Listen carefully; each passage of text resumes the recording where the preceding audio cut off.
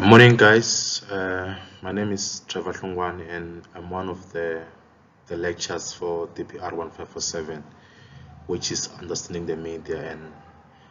And I did a module with Dr. N.L. Silikan, and most of you would have sent either your queries to me or to him, based on obviously the contacts that we have on the module side. Understand that Dr. Sligan in the past few weeks has given you a prep class, obviously to prepare you for the assignment one, and on the basis that most of you only got to register sometime towards the end of Feb or end of March, we thought it would help to just offer you guys a bit of a catch-up class on the assignment. Obviously, I understand that most of you would have submitted the assignment one by now, but I thought for those that couldn't submit in time, it's worth giving them a chance to get to understand the module content and obviously the expectations from us as lecturers on how then they would approach the class. And I understand, because the module is a first year module. Most of you could be doing first year, but I would love to assure you that much as then you think that you are new to this thing, it's not new at all. So apply the same commitment that you applied in your grade 12, that you applied in your previous qualifications, and by doing that, I have no doubt that you guys will do well and excel in this one. So like I said, the name of the module is Understanding the Media, which is DPR1507. Obviously, it gives you a bit of a basis of what then media studies is about, because before you get into a system or a qualification, it's good that you understand the basis of that. I think the office that prepares you to be able to get a good grasp of what the content will be about and all. So I'll take you through a few things, obviously, like I said, just prepare you for assignment one, with regard to the structure of the assignment, with regard to how then you apply, issues around declarations, table of content, and how you put your bibliography, because in academic space, we don't just write content. We should be able to say, where did we get that, if that's the case, and also to put the proper and good application of the terminologies and all. So this one obviously will be on the focus. I think the focus of this, I say, in this assignment, students are expected to apply their minds when responding to questions. It's not enough to just copy the response from reading resources, but an expectation that students are able to apply their understanding of the concepts when they answer questions, and that you guys will be assessed based on that and in the way in which you detail your answers in context. So I'll give you a few tips. Obviously, the first page should be declaration. That's you saying that whatever that you have on the assignment would have been declared that it's either your original work, or even cases where you got the work somewhere else, should be able to say, this is where I got the work, so that we play far from plagiarizing work. The next one will be the table of content. So students are expected to contextualize what they have in the body of the work, should be able to say on page one, this way you will have this and that, so that even when you have a query later after the submission of the work, when you say to me on page 2 you gave me a few marks, or you robbed me marks or something like that, I'm able to go straight to where you're speaking about and have to fix that. So table of content will have a description of what you have in the content of the assignment, as it says, it's table of content. The next one will be the application of terminologies and contextualization. So because this is an online course, most of the content, or all the content of the module, it's saved there, but we expect you as students to be able to put your own understanding of the terminologies and how you contextualize that. I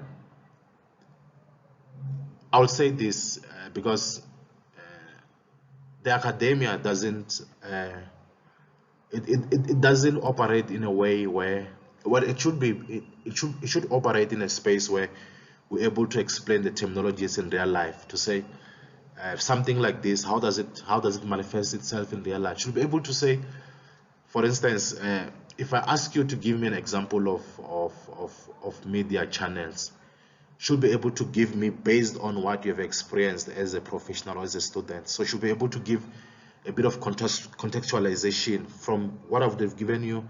So I would want you to apply those in real life terms. And then the next one is real life scenarios. Like I said, I want you to be able to show me that you understand these things, not necessarily on an abstract, because you should be able to put this in working, because at some point you guys will go out to work as practitioners in the media space. So you should be able to apply the module content in a way that allows you to be able to show us that much as you have learned this thing, you're able to apply it in your real life scenarios. The next one is referencing, and when I speak about referencing, at the end of each assignment, you should be able to tell me where you got the content, because understand sometimes you go out to get content which is meant to augment what you already have on the module side, because sometimes you could feel that what we have is not enough to have to detail your understanding of the content and how then you want it to play out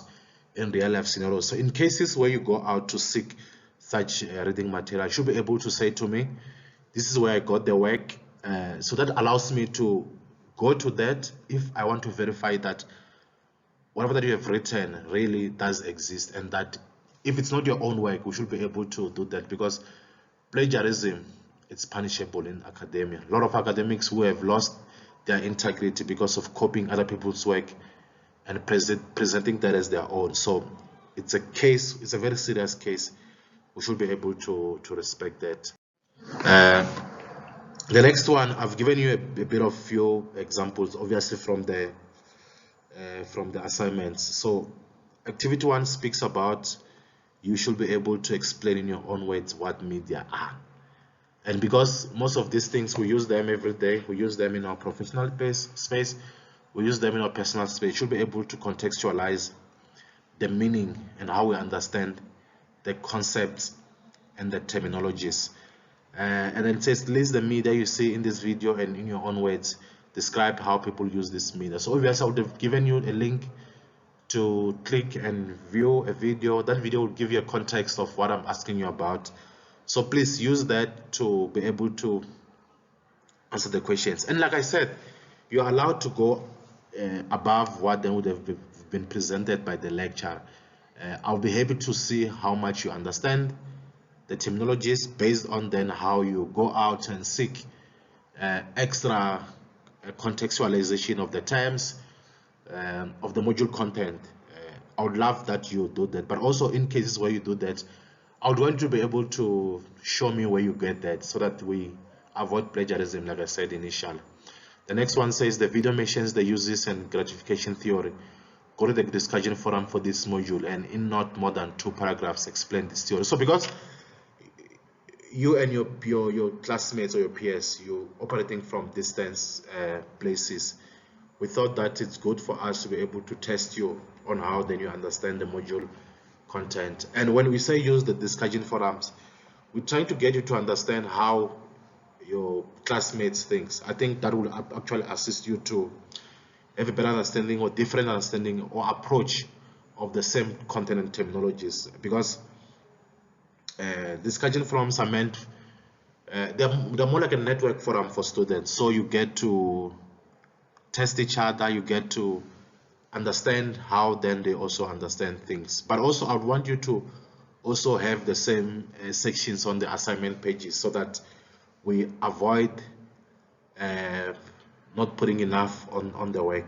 And the next one says, give an extensive discussion on why the internet is not considered a mass medium in Africa. Substantiate your answer with examples. So you know, in social science, what matters is how you back up your argument. What matters is how you use your understanding of the same to back up why you have answered in a different way. So there's no right and there's no wrong answer. There are incorrect answers, but there's no right and there's no wrong answer. It's just about how you argue your case. That's why in the court of law, there's something that's called evidence, because you have to present that to argue your case.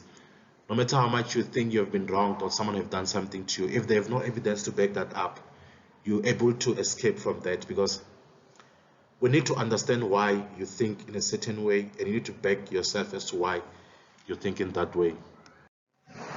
And then the next one, obviously, it's about my contact details and Dr. Slikan's contact details.